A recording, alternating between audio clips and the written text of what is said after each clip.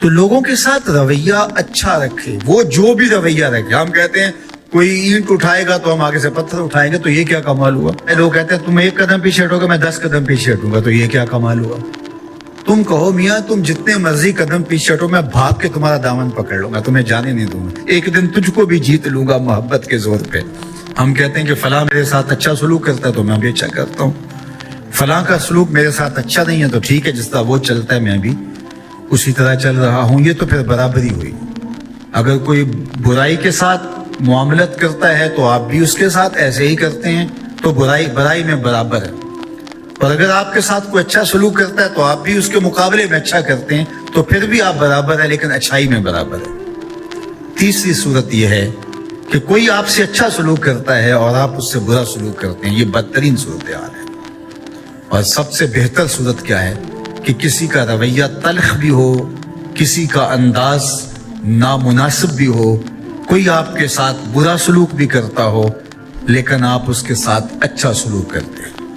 خون کا رشتہ ہے، دودھ کا رشتہ ہے، وطن کا رشتہ ہے، ہمسائیگی کا رشتہ ہے، آپ کے ساتھ اس کی تعلق داری ہے، آپ کے آباء و اجداد کی آپس کے اندر سانجھ تھی اور آپ اس کو نبھا رہے ہیں. تو یہ ہے بہترین رویہ کہ کسی کا کوئی بھی رویہ ہو آپ اس کے ساتھ اچھا رویہ اختیار کرتے ہیں.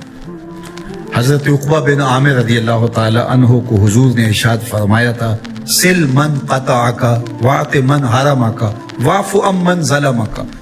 اے عقبہ بن عامر، جو تجھ سے تعلق توڑے تو اس سے تعلق جوڑ، جو تجھے محروم رکھے تو اس کی جھولیاں بھر دے، اور جو تیرے پہ زیادتی کرے تو اس کو معاف کر دے، اس سے درگزر فرما. یہ بہترین کردار ہے جس سے ایک اچھا ستھرا پاکیزہ اور مناسب معاشرہ ترتیب پاتا ہے اور ترکیب پاتا ہے.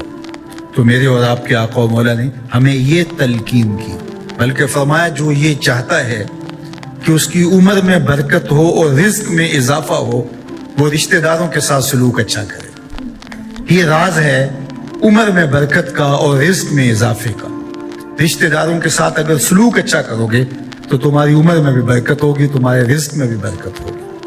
تو ہمیں یہ تلقین کی، رشتہ دار تو دودھ یا خون کی سانجھ سے رشتہ دار بنتے ہیں، کوئی عام انسان بھی ہو، ہمیں تو ان کے ساتھ بھی اچھا رویہ اختیار کرنے کی تلقین کی گئی. حتیٰ کہ آپ کے دین پر نہ بھی ہو تو آپ کی ہمسائیگی میں بستا ہے، مستامن ہے، ذمی ہے، تو اس کے ساتھ آپ کا سلوک اچھا ہوگا. آپ کا دین آپ کو یہ سکھاتا ہے.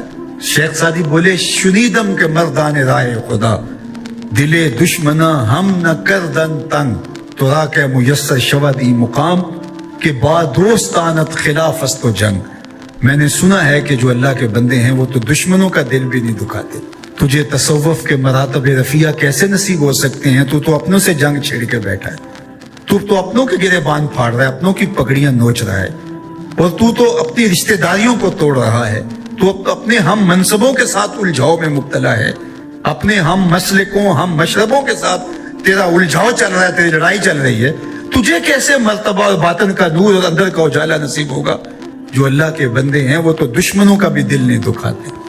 انسان تو انسان رہے، وہ تو جانوروں کے ساتھ بھی رویہ اچھا رکھتے ہیں کہ یہ اللہ کی مخلوق ہے. مخلوق ہونے کے ناطے سے الخلق عیال اللہ، تمام مخلوق اللہ کا کنبہ ہے، اور اس کے ساتھ اس نے سلوک، ان کا کچھ بھی رویہ ہو. حضور کے غلام اور اسلامی معاشرہ، اس میں یہ کس طرح چیزیں پنپ سکتی ہیں کہ ہم نفرتوں کو فروغ دیں اور کہیں کہ نہیں ہم ایسے کر دیں گے، اس نے میری طرف یوں دیکھا ہی کیوں ہے، لہٰذا میں تو اب اس سے ساری زندگی ہم کلام ہی نہیں ہوں گا.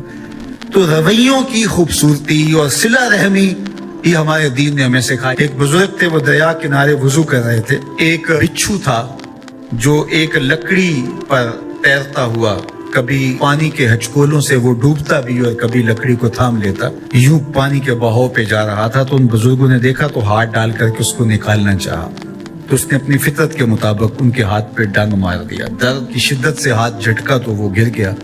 تو پھر ڈوبنے لگا تو پھر پکڑا اور پھر اس نے ڈنگ لگا دیا. 7 مرتبہ اس نے ڈنگ مارا اور آپ اس کو نکال کے 8ویں مرتبہ باہر نکالنے کی کوشش کر رہے ہیں. تو مرید نے کہا جو پاس بیٹھا تھا، حضرت یہ بار بار آپ کو ڈنگ مارتا ہے اور آپ اس کو نکالنے کے لیے کوشاں ہیں. فرمایا وہ اپنی بری فطرت سے باز نہیں آتا، میں اپنی اچھی عادت سے باز کیسے آ جاؤں.